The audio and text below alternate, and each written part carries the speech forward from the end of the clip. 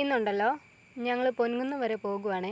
ഞാൻ അലർജിക്കുള്ള മരുന്ന് കഴിക്കുന്നത് അട്ടിക്കലുള്ള ജോൺ ഡോക്ടറിൻ്റെ ക്ലിനിക്കിൽ നിന്നാണേ. ഞങ്ങളുടെ വണ്ടി പണിയും കയറ്റിയിട്ട് ഇതുവരെ ഒരു പണിയും ചെയ്യാൻ തുടങ്ങിയിട്ടില്ല.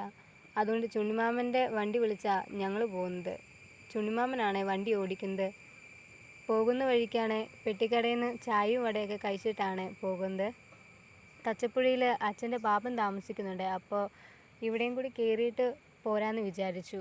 ഒരു 3:45 ആയപ്പോഴത്തേനും ഇവിടെ എത്തി കേട്ടോ. പിന്നെ ഇവിടെ വന്നിട്ട് 1-2 മാസമായി. അതുകൊണ്ട് ചായയൊക്കെ കുടിച്ച് 2 മാസത്തെ വിശേഷങ്ങളൊക്കെ പറഞ്ഞ് കുറച്ചേറെ ഇരുന്നു. എന്നോട് ചെല്ലാൻ പറഞ്ഞ വിസിറ്റിംഗ് ടൈം 6 മണിയായിരുന്നു. 6 മണിയൊക്കെ ആയപ്പോഴത്തേനും ഋതുവിനോടും പൊന്നൂസിനോടും എല്ലാവരോടും യാത്രയൊക്കെ പറഞ്ഞിറങ്ങി.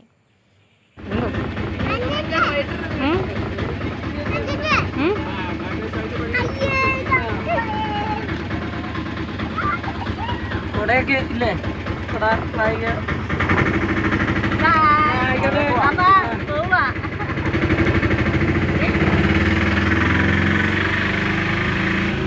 കുടിയാനേനെ മരത്തോട്ടാണേ. മരത്തോട്ടെ ആഗ്രയോട് പറയാനാരാ പറഞ്ഞത് ഞങ്ങൾ പോകണം ദുരന്തം പഠിക്കാം.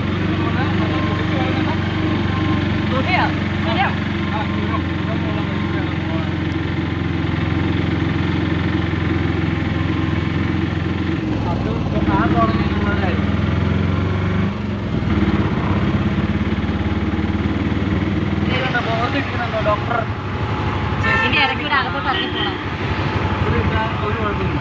ആയപ്പോഴത്തേനും ഇവിടെ എത്തിയേ. വലിയ തിരക്കൊന്നും ഇല്ലായിരുന്നു. 4-5 പേരെ ഉണ്ടായിരുന്നുള്ളൂ. ഞങ്ങളെത്തിയൊരു 5 മിനിറ്റും കൂടി കഴിഞ്ഞിട്ടാട്ടോ ഡോക്ടർ വന്നത്. ആ സമയം ഞാനുണ്ടല്ലോ ഈ ക്ലിനിക്കിന് മുറ്റത്തെ ഈ മരത്തിൻ്റെ ചുവട്ടിലായിട്ട് സിമെൻറ്റ് വെച്ചുണ്ടാക്കിയ കുഴിയിൽ നിറയെ ഗപ്പി കിടപ്പുണ്ട്. കുറച്ചേരം ഞാൻ അതൊക്കെ നോക്കി നിന്നേ.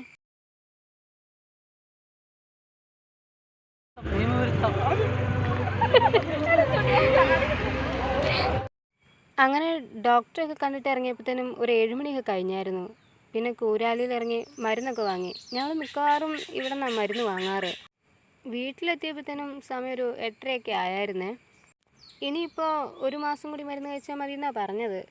ആ ഒരു സന്തോഷത്തിലാണ് ഞാനിപ്പോൾ.